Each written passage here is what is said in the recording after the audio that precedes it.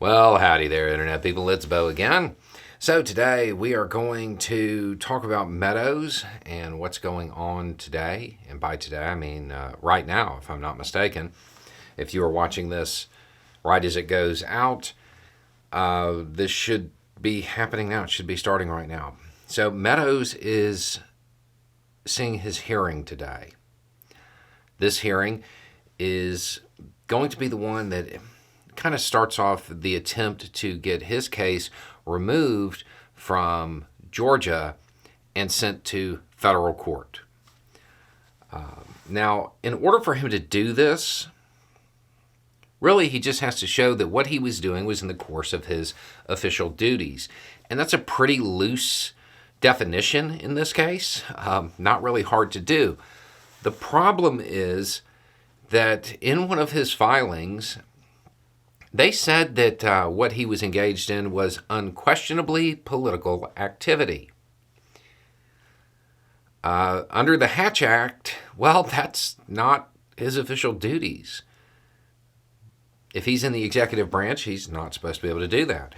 So the DA has a really good argument to stop the removal.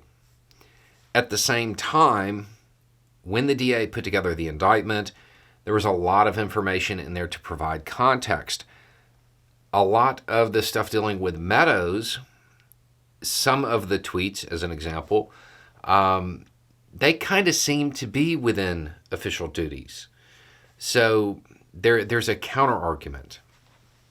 Now, the reason this is going to be interesting and the reason I think it's going to get a lot of speculation after the fact is because we'll probably get to see kind of like a little mini trial.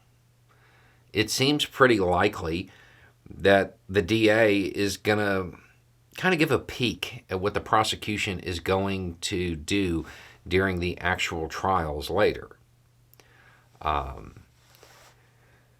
Now, it's worth noting, because I said speculation, there's going to be a bunch of it.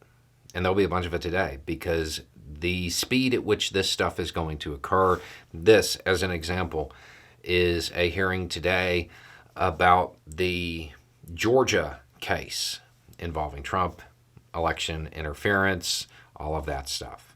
That's going on today. I think there's also a hearing in D.C. that is supposed to, I think it has to do with setting his trial date for the D.C.